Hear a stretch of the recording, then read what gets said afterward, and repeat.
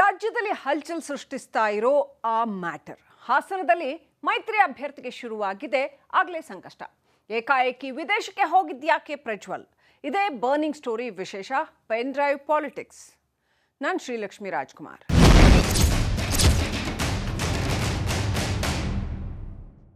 ಲೋಕಸಮರದ ಹೊತ್ತಲ್ಲೇ ಪ್ರಜ್ವಲ್ ರೇವಣ್ಣಗೆ ಸಂಕಷ್ಟ ಎದುರಾಗಿದೆ.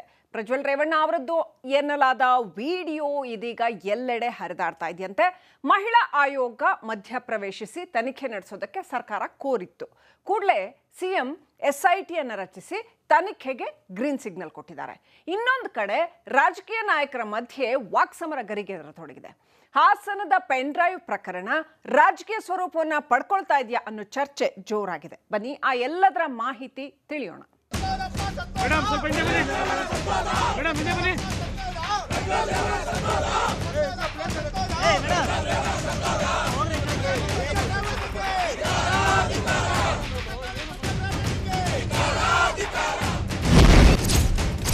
ರಾಜ್ಯದಲ್ಲಿ ಹಲ್ಚಲ್ ಸೃಷ್ಟಿಸಿರೋ ಆ ಮ್ಯಾಟರ್. ಲೋಕಸಮರದ ಟೈಮಲ್ಲೇ ಪ್ರಜ್ವಲ್ ರೇವಣ್ಣಗೆ ಸಂಕಷ್ಟ. ರಾಜ್ಯದಲ್ಲಿ ಲೋಕಸಮರದ ಕಾವು ಬಿರು ಬೇಸಿಗೆಯಷ್ಟೇ ಹೆಚ್ಚಿದೆ. ಇನ್ನೊಂದೆಡೆ ಪಕ್ಷಗಳು ಗೆಲುವು ನಮ್ದೆ ಅಂತ ತಾ ಮುಂದು ನಾ ಮುಂದು ಅಂತ ಕಣದಲ್ಲಿವೆ. ಆದ್ರೆ ಮೊದಲ ಹಂತದ ಮತದಾನದ ವೇಳೆಗೆ ಅದೊಂದು ಮ್ಯಾಟರ್ ಭಾರಿ ಹಲ್ಚಲ್ ಸೃಷ್ಟಿಸಿತ್ತು.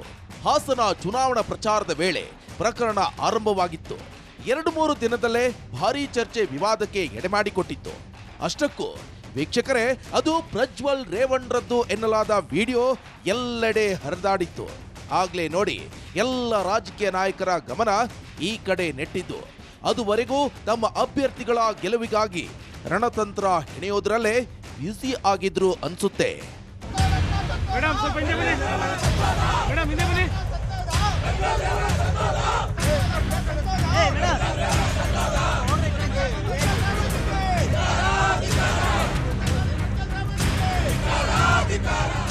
ಯಸ್, ಲೋಕಸಮರ ಹೊತ್ತಲ್ಲೇ ಪ್ರಜ್ವಲ್ ರೇವಣ್ಣಗೆ ಸಂಕಷ್ಟ ಎದುರಾಗಿದೆ. ಪೆನ್ ಡ್ರೈವ್ ಪ್ರಕರಣ ರಾಜಕೀಯ ಸ್ವರೂಪ ಪಡೆದುಕೊಳ್ತಿದೆ. ಹಾಸನ ಸಂಸದರ ವಿರುದ್ಧ ಕಾಂಗ್ರೆಸ್ ಮುಗಿಬಿದ್ದಿದೆ. ಪ್ರಜ್ವಲ್ ರೇವಣ್ಣ ನೂರಾರು ಮಹಿಳೆಯರ ಮೇಲೆ ದೌರ್ಜನ್ಯ ನಡೆಸಿದ್ದಾರೆ ಎಂಬ ಆರೋಪ ಕೇಳಿಬಂದಿದೆ. ಕೆಲ ವಿಡಿಯೋ ದೃಶ್ಯಾವಳಿ ತುಣುಕುಗಳು ಸೋಷಿಯಲ್ ಮೀಡಿಯಾದಲ್ಲಿ ಹರಿದಾಡೋಕೆ ಶುರು ಮಾಡಿದ್ವು. ಆಗ್ಲೇ ನೋಡಿ ಮಹಿಳಾ ಆಯೋಗ ಮಧ್ಯ ಪ್ರವೇಶಿಸಿದ್ದು.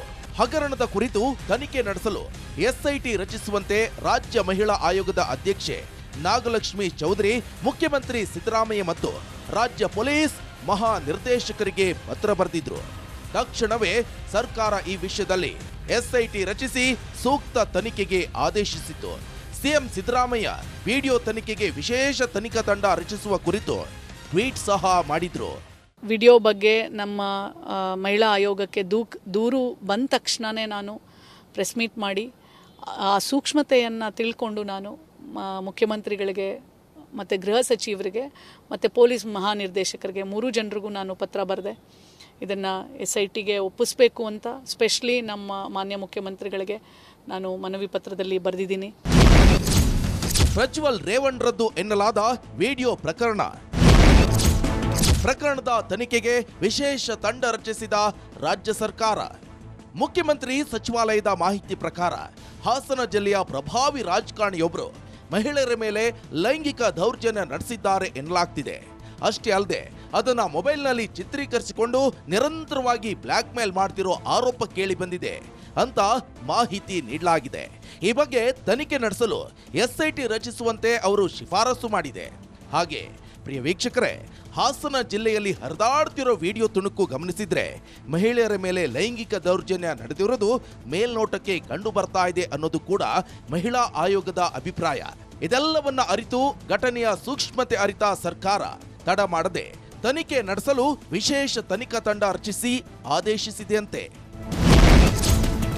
ಅಷ್ಟಕ್ಕೂ ಏನಿದು ಪೆನ್ ಡ್ರೈವ್ ಕತೆ?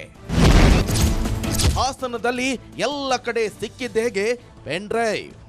ಲೋಕಸಭಾ ಚುನಾವಣೆ ಟೈಮಲ್ಲಿ ಹಾಸನ ಜನರಿಗೆ ಬಿಗ್ ಶಾಕ್ ಎದುರಾಗಿತ್ತು. ಈ ವಿಡಿಯೋ ದೃಶ್ಯಾವಳಿಗಳ ತುಣುಕುಗಳ ಪೆನ್ ಡ್ರೈವ್ಗಳು ಹಾಸನಾದ್ಯಂತ ಹರಿದಾಡ್ತಾ ಇದ್ವು.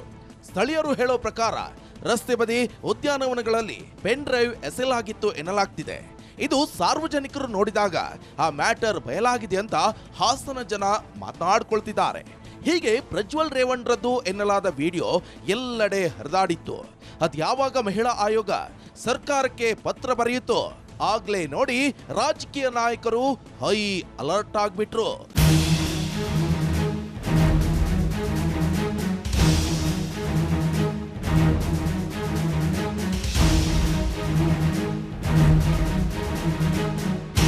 ಸಿಎಂ ಸಿದ್ದರಾಮಯ್ಯ ಟ್ವೀಟ್ ಬೆನ್ನಲ್ಲೇ ಗೃಹ ಸಚಿವ ಡಾಕ್ಟರ್ ಜಿ ಪರಮೇಶ್ವರ್ ರಿಯಾಕ್ಟ್ ಮಾಡಿದ್ರು. ಪ್ರಕರಣದ ತನಿಖೆಯನ್ನ ಎಸ್ಐಟಿಗೆ ವಹಿಸಿದೆ ಅಂತ ಮಾಹಿತಿ ನೀಡಿದ್ರು. ಪ್ರಕರಣವನ್ನ ಗಂಭೀರವಾಗಿ ತೆಗೆದುಕೊಂಡಿದ್ದು ಸರ್ಕಾರದ ಯಾವುದೇ ಹಸ್ತಕ್ಷೇಪವಿಲ್ಲದೆ ತನಿಖೆ ನಡೆಯುತ್ತೆ ಅಂತ ಗೃಹ ಸಚಿವರು ಹೇಳಿದ್ರು. ಅಷ್ಟೇ ಅಲ್ಲದೆ ಎಡಿಜಿಪಿ ಬಿಕೆ ಸಿಂಗ್ ನೇತೃತ್ವದಲ್ಲಿ ತನಿಖೆ ನಡೆಯುವ ಸಾಧ್ಯತೆ ಇದೆ ಅನ್ನೋ ಮಾಹಿತಿ ನೀಡಿದ್ರು. ಅಷ್ಟಕ್ಕೂ ಗೃಹ ಸಚಿವರು ಈ ಮ್ಯಾಟರ್ ಸಂಬಂಧ ಏನಂದ್ರು ಅನ್ನೋದನ್ನ ನೀವೇ ಕೇಳಿ.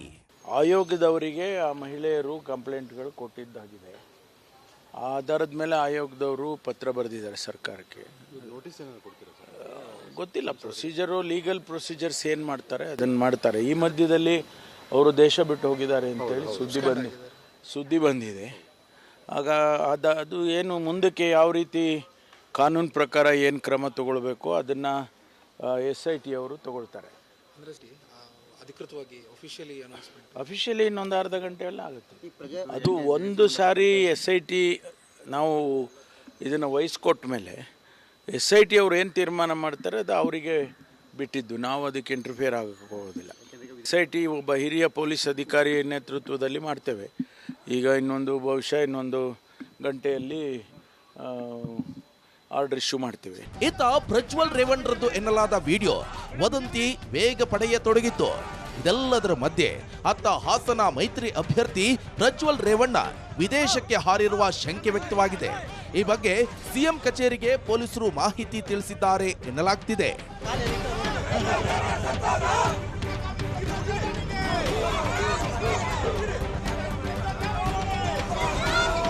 ಪ್ರಜ್ವಲ್ ರೇವಣ್ಣರದ್ದು ಎನ್ನಲಾದ ವಿವಾದಾತ್ಮಕ ವಿಡಿಯೋ ಹಲ್ಚಲ್ ಎಬ್ಬಿಸ್ತಿದೆಯೇನೋ ನಿಜ. ಆದರೆ ಈ ಬಗ್ಗೆ ಏಪ್ರಿಲ್ 23ರಂದೇ ಸೈಬರ್ ಕ್ರೈಮ್ ಠಾಣೆಗೆ ಪ್ರಜ್ವಲ್ ರೇವಣ್ಣ ದೂರು ನೀಡಿದ್ದಾರೆ ಎನ್ನಲಾಗ್ತಿದೆ.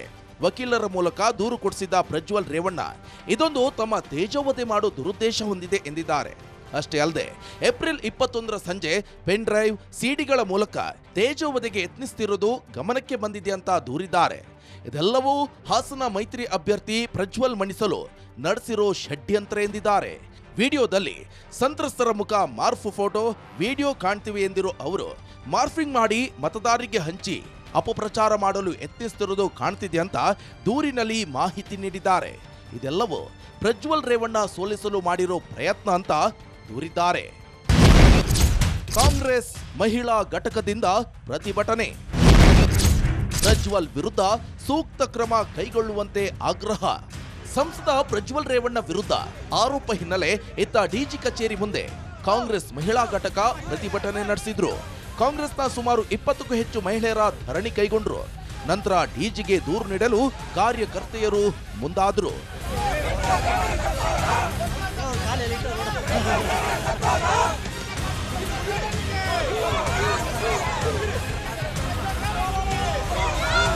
ಅಶ್ಲೀಲ ವಿಡಿಯೋ ಕೇಸ್ ಬಗ್ಗೆ ಪ್ರತಿಕ್ರಿಯೆ ನೀಡಿದ DCM DK ಶಿವಕುಮಾರ್ ಇದರಿಂದ ರಾಜ್ಯವೇ ತಲೆ ತಗ್ಗಿಸುವಂತಾಗಿದೆ ಅಂತ ಆಕ್ರೋಶ ಹೊರಹಾಕಿದ್ದಾರೆ. ಈ ವಿಷಯದಲ್ಲಿ ಪ್ರಜ್ವಲ್ ರೇವಣ್ಣ ಎಸ್ಕೇಪ್ ಆಗಿದ್ದಾನೆ. ಇದು ದೇಶವೇ ತಲೆ ತಗ್ಗಿಸುವಂತ ವಿಚಾರ ಅಂತ DCM DK ಶಿವಕುಮಾರ್ ಕಿಡಿಕಾರಿದ್ದಾರೆ. ಬಿಜೆಪಿ ನಾಯಕರುಗಳು ಕೇಳಬೇಕು.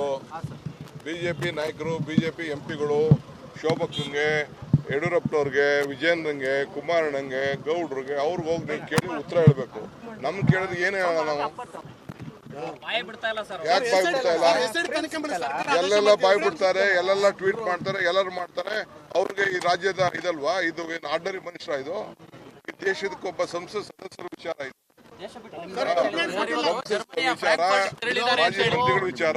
ಇದು ಯಾರಾಗ್ರೇನು ಅವ್ರು ಉತ್ತರ ಕೊಡ್ಬೇಕು. ನಾವೇನು ಉತ್ತರ ಕೊಡೋಣ?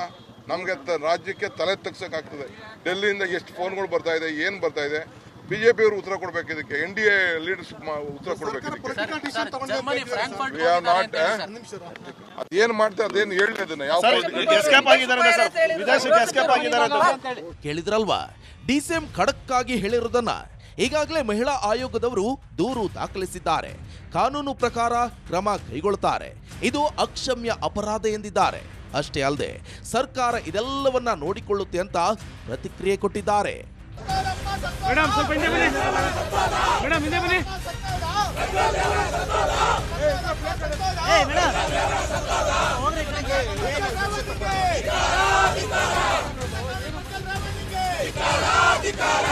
ಅಷ್ಟೇ ಅಲ್ಲದೆ ಡಿಕೆ ಶಿವಕುಮಾರ್ ಕುಮಾರಸ್ವಾಮಿ ತೋರಿಸುತ್ತಿದ್ದ ಪೆನ್ ಡ್ರೈವ್ ಯಾವುದು, ಅದರಲ್ಲಿ ಏನಿದೆ ಎಂಬುದು ಆಗ ನನಗೆ ಗೊತ್ತಿರಲಿಲ್ಲ ಅಂತ ವ್ಯಂಗ್ಯವಾಡಿದ್ದಾರೆ. ಆದರೆ ಅದರಲ್ಲಿ ಏನಿದೆ ಎಂದು ಈಗ ಗೊತ್ತಾಯಿತು ಎಂದಿದ್ದಾರೆ. ಇನ್ನು ಪೆನ್ ಡ್ರೈವ್ ಬಗ್ಗೆ ಕುಮಾರಣ್ಣನಿಗೆ ಚೆನ್ನಾಗಿ ಗೊತ್ತು. ಅವರ ಜೇಬ್ನಲ್ಲೇ ಇಟ್ಕೊಂಡಿದ್ದನ್ನ ಮಾಧ್ಯಮದವರಿಗೆ ತೋರಿಸಿದ್ರು. ಹೀಗಾಗಿ ಇದರ ಬಗ್ಗೆ ಕುಮಾರಸ್ವಾಮಿ ಅವರನ್ನ ನೀವು ಕೇಳಬೇಕು. ಇದೆಲ್ಲದಕ್ಕೂ ಆನ್ಸರ್ ಕೊಡೋಕೆ ಅವರೇ ಕಂಡ್ರಿ ಸೂಕ್ತ ಪರ್ಸನ್ ಅಂತ ತಿವಿದಿದ್ದಾರೆ. ಪೆನ್ ಡ್ರೈವ್ ಕುಮಾರಣ್ಣ ಗೊತ್ತು, ಅವ್ರ ಜೋಬಲ್ಲೇ ಇಟ್ಕೊಂಡಿರೋದು ನನಗೆ ಹೇಳಿದ್ರು. ಇಲ್ಲಿದೆ ಅಂತ ಕುಮಾರಣ್ಣ ಹೇಳಿದ್ರು. ನಮ್ಗೆ ಗೊತ್ತಾಗಿರಲಿಲ್ಲ ಯಾವ ಪೆನ್ ಡ್ರೈವ್ ಅಂತ. ಈಗ ಗೊತ್ತಾಯ್ತು ನನಗೆ ಪೆನ್ ಡ್ರೈವ್ ಏನಂತ. ಅದಕ್ಕೆ ಕುಮಾರಸ್ವಾಮಿ ಅವ್ರನ್ನ ನೀವು ಕೇಳಬೇಕು. ನಂಬರ್ 1, ಯಾವುದೋ ನಾಯಕರು ಅಂತ ಹೇಳಿದ್ರು. ನಾಯಕರಲ್ಲ, is a parliament member of the NDA. ಒಬ್ಬ ಸಂಸತ್ ಸದಸ್ಯರ ವಿಚಾರದಲ್ಲಿ NDA BJP ಪಾರ್ಟ್ನರ್. ಪ್ರಧಾನಮಂತ್ರಿಯವರು ಅದಕ್ಕೆ ಫಸ್ಟು ಅಶೋಕಣ್ಣ, ಕುಮಾರಣ್ಣ ಅವರೆಲ್ಲ ಫಸ್ಟ್ ಆನ್ಸರ್ ಮಾಡಬೇಕಿದೆ. ಅಲ್ಲಿಗೆ ಪೆನ್ ಡ್ರೈವ್ ವಿಷಯ ರಾಜಕೀಯ ಸ್ವರೂಪಕ್ಕೆ ತಿರುಗಿದೆ ಅನ್ನೋದು ಜನರಿಗೆ ಅರ್ಥವಾಗಿ ಹೋದಂತೆ ಕಾಣುತ್ತೆ. ಇಷ್ಟು ದಿನ ಬಿಟ್ಟು ಇದೇ ಟೈಮಲ್ಲಿ ಯಾಕೆ ಪೆನ್ ಡ್ರೈವ್ ವೆಪನ್ ಬಳಸಿದ್ರು ಅನ್ನೋ ಮಾತುಗಳು ಕೇಳಿ ಬರ್ತಿದೆ.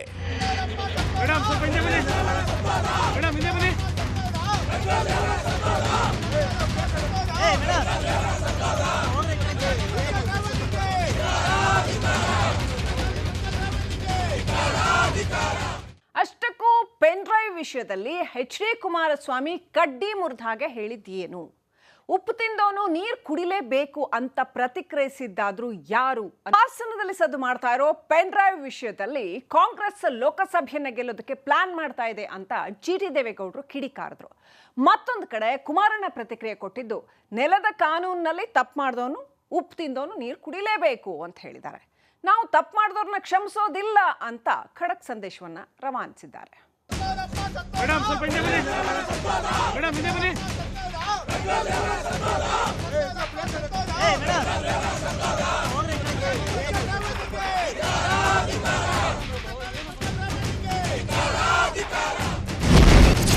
SIT ತನಿಖೆ ಮೂಲಕ ತಪ್ಪಿತಸ್ಥರಿಗೆ ಕ್ರಮ. GT ದೇವೇಗೌಡರ ಮಾತಿನ ಆ ಮರ್ಮವೇನು?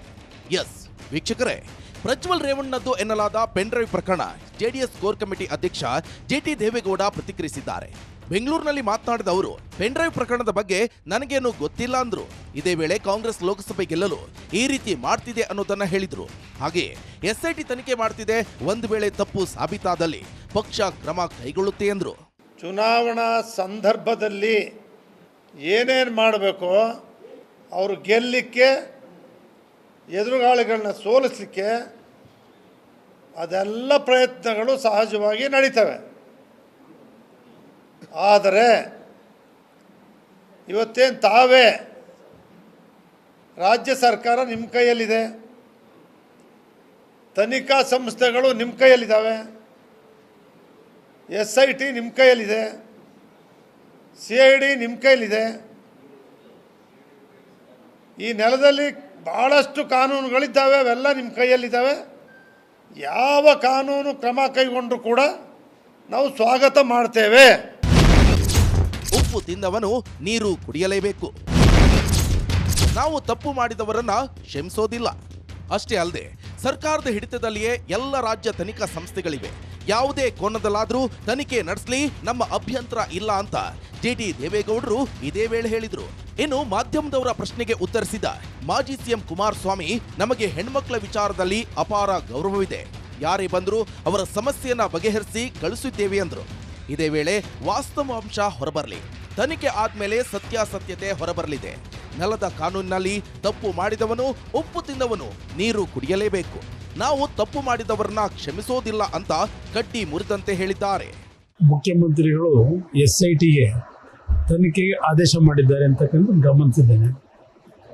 ನಾನಾಗಲಿ ದೇವೇಗೌಡರಾಗಲಿ ಎಂದೂ ಸಹ ಹೆಣ್ಣು ಮಕ್ಕಳ ವಿಷಯದಲ್ಲಿ ಅತ್ಯಂತ ಗೌರವಯುತವಾಗಿ ಅವರ ಕಷ್ಟಗಳಿಗೆ ಯಾರಾದರೂ ಬಂದಾಗ ಅವ್ರ ಕಷ್ಟಗಳನ್ನು ಪರಿಹರಿಸಿ ಕಳಿಸಿರ್ತಕ್ಕಂಥದ್ರಲ್ಲಿ ನಾವಂತೂ ಮಹಿಳೆಯರಿಗೆ ಅತ್ಯಂತ ಹೆಚ್ಚಿನ ಗೌರವ ಕೊಟ್ಟಿರ್ತಕ್ಕಂಥದ್ದು.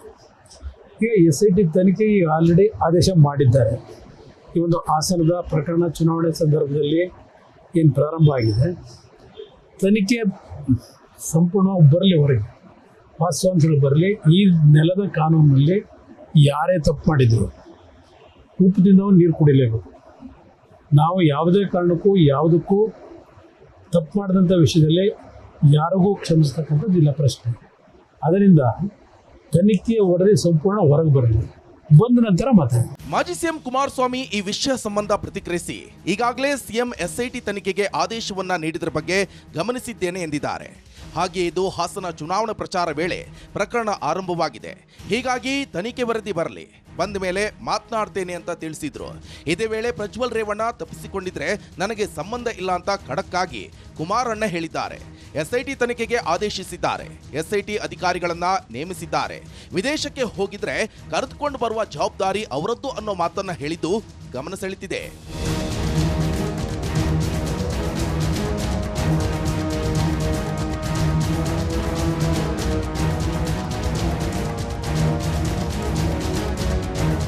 ಇತ್ತ ಗೃಹ ಸಚಿವರು ತನಿಖೆ ಸಂಬಂಧ ರಿಯಾಕ್ಟ್ ಮಾಡಿದ್ದಾರೆ.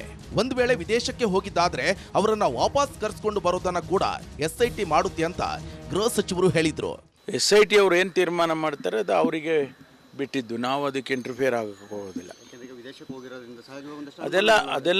ಅದೆಲ್ಲವನ್ನು ಕೂಡ SIT ಅವರೇ ಮಾಡಬೇಕಲ್ವಾ. ಅವ್ರನ್ನ ಒಂದು ವೇಳೆ ಅವ್ರು ಹೋಗಿದ್ದಾರೆ ಅಂತ ಗ್ಯಾರಂಟಿ ಆದರೆ ಅವ್ರನ್ನ ವಾಪಸ್ ಕರ್ಕೊಂಡು ಬರೋದಕ್ಕೆ ತನಿಖೆ ಯಾವ ರೀತಿ ಮಾಡಬೇಕು ಅದೆಲ್ಲ ಅವ್ರು ಮಾಡ್ಕೊಳ್ತಾರೆ. ನಾವೇನು ಅವರಿಗೆ ಹೀಗೆ ಮಾಡಿ ಹಾಗೆ ಮಾಡಿ ಅಂತ ಹೇಳೋದಿಲ್ಲ. ಒಂದು ಸಾರಿ SIT ಒಬ್ಬ ಹಿರಿಯ ಪೊಲೀಸ್ ಅಧಿಕಾರಿ ನೇತೃತ್ವದಲ್ಲಿ ಮಾಡ್ತೇವೆ. ಇನ್ನು ಪ್ರಜ್ವಲ್ ರೇವಣ್ಣ ವಿರುದ್ಧದ ಪ್ರಕರಣವನ್ನ ದೇವೇಗೌಡರು ಹ್ಯಾಂಡಲ್ ಮಾಡ್ತಾರೆ ಅಂತ ವಿಪಕ್ಷ ನಾಯಕ R ಅಶೋಕ್ ಪ್ರತಿಕ್ರಿಯಿಸಿದ್ರು. ಇದೆಲ್ಲದರ ಮಧ್ಯೆ ಸಂತ್ರಸ್ತೆಯೊಬ್ಬರು ಹೊಳೆನರಸೀಪುರ ಠಾಣೆ ಮೆಟ್ಟಿಲೇರಿದ್ದಾಳೆ. ಅಪ್ಪ ಮಗನ ವಿರುದ್ಧವೂ ದೂರು ದಾಖಲಿಸಿದ್ದಾರೆ. HD ರೇವಣ್ಣ ಮನೆಯಲ್ಲಿ ಕೆಲಸ ಮಾಡ್ತಿದ್ದ 47 ವರ್ಷದ ಸಂತ್ರಸ್ತೆಯೊಬ್ಬರು ಅಪ್ಪ ಮಗನ ವಿರುದ್ಧವೇ ದೂರು ನೀಡಿರುವುದು ಎಲ್ಲರ ಗಮನ ಸೆಳೆದಿದೆ. ಈ ಬಗ್ಗೆ ಹೊಳೆನರಸೀಪುರ ಠಾಣೆಯಲ್ಲಿ FIR ದಾಖಲಾಗಿದೆ. ಸರ್ಕಾರ ಕೂಡ SIT ರಚಿಸಿದ್ದು ತನಿಖೆ ಬಳಿಕವಷ್ಟೇ ಸತ್ಯಾಂಶ ಹೊರಬರಬೇಕಿದೆ.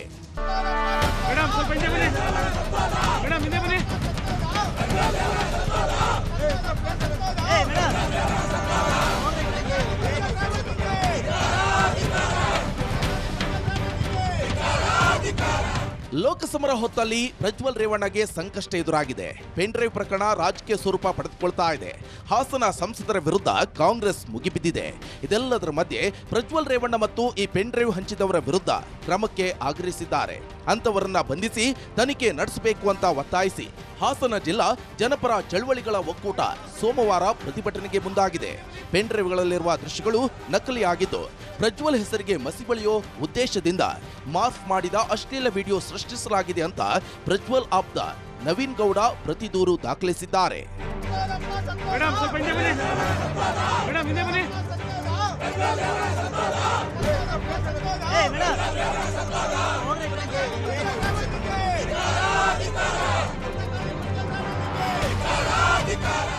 ನೋಡಿದ್ರಲ್ವಾ, ಹಾಸನದಲ್ಲಿ ಹಲ್ಚಲ್ ಎಬ್ಬಿಸಿರೋ ಆ ಪೆನ್ ಡ್ರೈವ್ ವಿಷಯ ಈಗ ಭಾರಿ ಸಂಚಲನ ಮೂಡಿಸಿದೆ. SIT ತನಿಖೆಯಲ್ಲಿ ಏನೆಲ್ಲ ಕಹಿ ಸತ್ಯ ಹೊರಗಡೆ ಬರುತ್ತೆ ಅನ್ನೋದನ್ನ ಜನ ಗಮನಿಸ್ತಾ ಇದ್ದಾರೆ. ಇದಾಗಿತ್ತು ಇವರೆಗಿನ ಬರ್ನಿಂಗ್ ಸ್ಟೋರಿ. ನೋಡ್ತಾ ಇರಿ ರಿಪಬ್ಲಿಕ್ ಕನ್ನಡ, ಇದು ನಿಮ್ಮ ಧ್ವನಿ.